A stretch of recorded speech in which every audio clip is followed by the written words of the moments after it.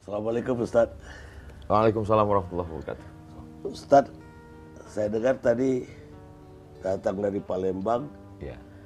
dan siang tadi udah ketemu dengan ARS Habib Rizik Syihab. Rizik Syihab. Alhamdulillah Pak Kani. Di- Di Megamendung. Jadi sepertinya Ustadz ke Jakarta kali ini memang karena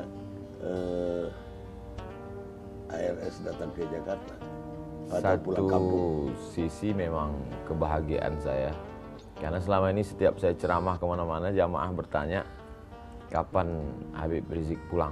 Oh, gitu. Mereka menganggap seolah-olah saya tahu semua yang terjadi dengan Habib Rizik. Saya di Mesir, beliau di Imam Muhammad Ibnu Saud di Riyadh. Mesir ini lebih terbuka, sedangkan Riyadh ini satu mazhab saja. Iya.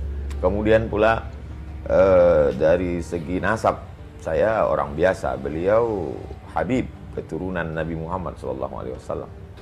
Tapi kemudian ketika ada beberapa hal yang ada titik persamaan. Ketika saya senang sekali dengan gerakan Amar Ma'ruf Nahi Mungkar. Selama ini saya melihat ada orang yang Amar Ma'rufnya semangat, ngajak berzikir, ngajak sholawat, ngajak memakmurkan masjid. Tapi ketika mungkar, melihat perbuatan maksiat itu diam. Karena memang Amar Ma'ruf Nahi Mungkar ini kan terkait dengan kepentingan orang banyak. Sehingga kalau itu kita sentuh, kalau ke istilah orang Melayu, kalau periuk belanga orang tersentuh dia mengamuk. Iyalah. Nah, jadi saya simpati dari awal. Sebelum saya ketemu beliau, sebelum hiruk pikuk Pilkada Jakarta 2017. Jadi soal keberanian maksud Ustaz. Keberaniannya itu bagi saya sesuatu yang menantang, saya senang. Apa fenomena dengan dia balik sekarang ini setelah sekian lama mengungsi lah ke Saudi Arabia? Kalau sekarang itu kan kita lihat Pak Karni, beberapa FB sahabat-sahabat kita itu kan dihilangkan berita terkait semua yang menulis HRS, imam besar, Habib Rizik Syihab itu kan langsung hilang. Kemudian yang posting-posting Instagram juga hilang. Saya masih ingat itu ketika kami umroh Januari 2018 di Makkah. Ketika itu saya ada waktu itu Ustadz Dery Sulaiman. Ustadz Dery Sulaiman mau tes streaming. Sudah dikasih tahu sama yang lain, tes aja, nanti 5 menit pasti down.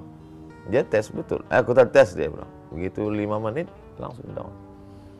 Jadi apa sebenarnya kesalahan makhluk hamba Allah yang satu ini? Berapa triliun negeri ini sudah dirugikan? Apa BUMN yang pernah dia jual? Jadi bagi saya itu sesuatu, sehingga sampai-sampai menyebut namanya pun, menulis namanya pun. Tapi yang namanya manusia ini kan semakin ditekan, semakin diintimidasi, semakin justru pergolakan semakin. Untuk umat Islam sendiri, bagaimana Ustadz melihat Habib Rizik? Umat Islam ini kita mengajarkan di sekolah-sekolah dari mulai MDA sampai ke Universitas Islam, kita mengajarkan tentang integritas, tentang kejujuran, tentang keadilan, tentang bagaimana bersikap terhadap penguasa. Tapi kemudian santri-santri itu dalam tanda kutip bisa melihat hipokrit. Tidak sesuai dengan yang dibaca di kitab kuning, tidak sesuai dengan yang dia dengar dalam ceramah, dalam kenyataan. Maka dia menggantungkan satu harapan, sosok yang dia rindukan. Dan itu terjawab pada diri Habib Rizik Syihab. Jadi sebab itu kalau ada orang bertanya, apa rahasia di balik manusia bisa menyambut beliau sedemikian ramai? Ada yang mengatakan 3 juta di airport itu. Apa di balik itu semua? Kalau bagi saya simpel saja. Orang sedang mencari sosok, kemana dia menggantung harapan. Ketika dia lihat sosok itu, hatinya sudah terpaut. Kalau sudah cinta, apapun dia lakukan. Dengan mata saya, kepala saya sendiri Pak Karni, saya melihat ibu-ibu menggendong anak berhenti di tengah jalan karena lelah berjalan kaki tadi. Karena untuk menuju lokasi markas dakwah pesantren Habib Rizik di Megamendung itu jalannya berkelok, mendaki, jalan tanah, melewati dan mobil tidak masuk. Mereka jalan kaki. Apa yang mereka cari? Tidak ada pembagian sembako. Tidak ada makanan, tidak apa. Maka mungkin mereka pun tidak melihat Habib Rizik. Tapi mereka merasakan kepuasan batin. Simbol gitu. Simbol. Ikon. Sebagaimana cintanya anak muda kepada penyanyi R&B atau K-pop. Begitu juga lah umat yang haus, rindu. Satu sisi mereka melihat dia sebagai ulama. Satu sisi mereka melihat dia sebagai pejuang keadilan. Satu sisi mereka melihat dia sebagai orang tertindas, teraniaya. Tapi ada satu sisi lagi juga mereka melihat dia sebagai keturunan Rasulullah SAW.